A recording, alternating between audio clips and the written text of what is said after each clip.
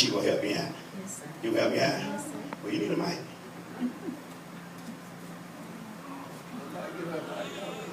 Give her a mic.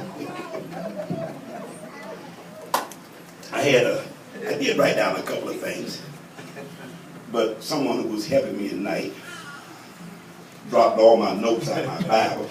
And I'll tell the pastor, good thing I know what I put on the paper. And she didn't help me out at all. Just dropped all my paper on the side.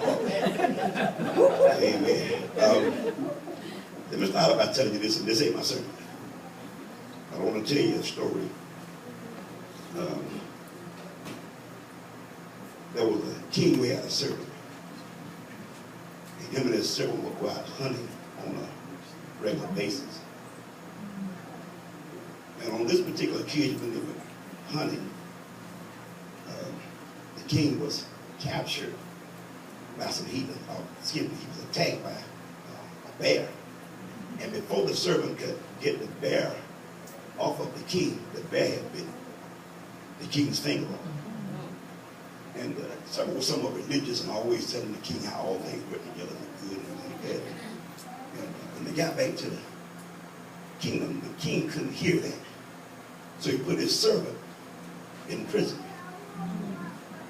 A few months later, he went hunting again.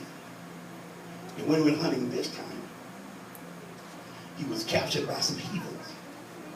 But these heathens practiced sacrificing human lives to their idol gods. And as they were about to sacrifice the king and they pulled his hands up, his finger was missing. That made him an imperfect sacrifice. They let the king go. The king run back to the prison.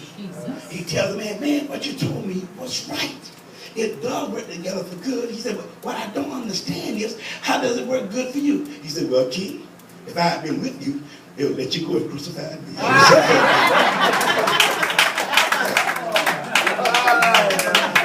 So even when it don't look good, it still works together for you. I want to go, I'm a pastor that bounce around when I talk. It'll make sense to you, but I like to bounce around. I want 1 Peter chapter 1. Now, like I said, I'm moving. So sometimes you may have to just jot it down somewhere. But the thought I want to leave right now is, I am important. I am.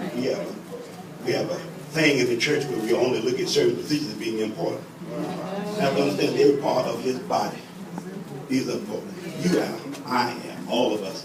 We need the music. We need the security. We need everything in this ministry.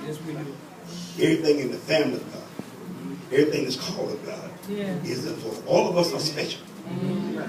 Not because of titles. Is that all right? You may not have a title, but you are somebody special. Is that all right? I want 1 Peter chapter 1, verse 2 now.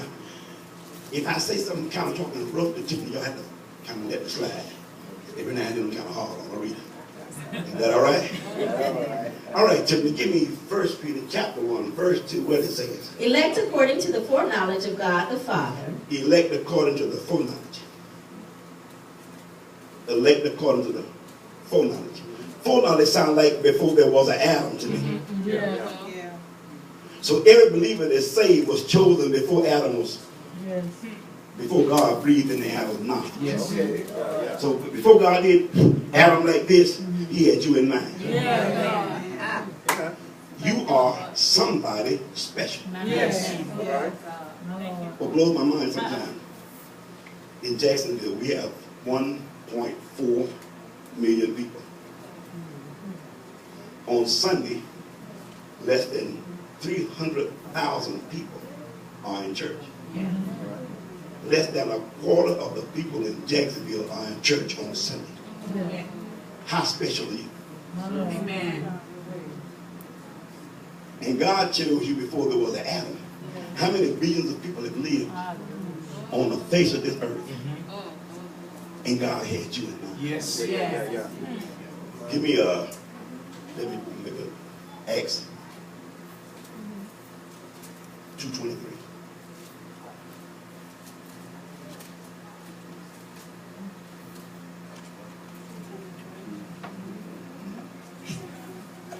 Him being delivered by the determinate counsel and foreknowledge of God, ye have We taken. always look at Jesus and know that his plan was before time. Okay.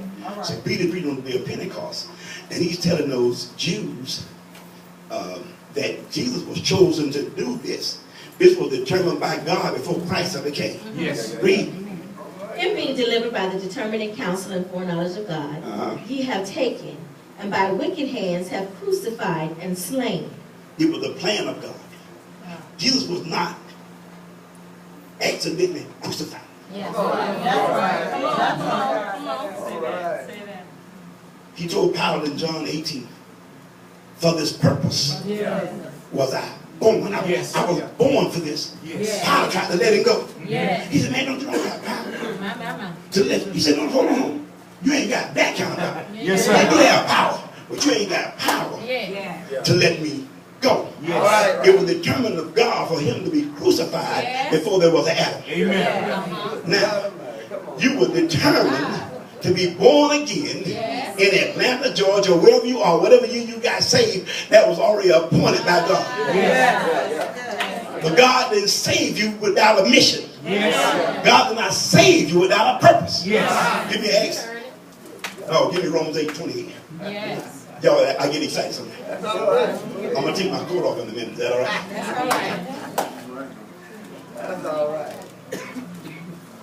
Romans 8:28. And we know that all things work together for good to them that love God. Sometimes I get caught up on this verse and I can't get off of it, but I'm trying not to do that tonight. We have a knowledge that all things work together for good. Come on. To them that love God. To them that love God. To them who are called according to his who are purpose. called according to his purpose. So everybody that's born again, you are born again with a purpose. And one of the meanings of the word purpose is the reason why something exists. So you are here with a purpose. The majority, not the majority, but God let things happen in your life that brings you to salvation. See, we say we don't find him. We did before we got saved. We in sin brutal. But God let the right set of circumstances happen in our lives to bring us to him. When I first got saved, I didn't find Jesus. No, sir. He was never lost. So even in your unsaved lives, our unsaved lives, he allowed things to happen to bring us to a particular place that we can receive him. Yes. Okay?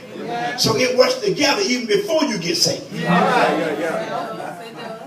Now, after you get saved, things happen in your life that brings you to the purpose of the call that he has for you. Amen. Yes. He let you run to the right preachers, you run to the right evangelists, he put you around the right people to bring you to the purpose that he has and plan that he has for your life. Amen. I was talking to a young man last night. If you never hear a word of prophecy, it still comes to pass. You need prophecy in the church. But understand this. If God never lets you hear a word of prophecy, everything that's ordained for your life happens. If you miss the prophet, you still ain't going to miss God. Yes, sir. I'm not taking anything. I love prophecy. But I'm not taking anything from it.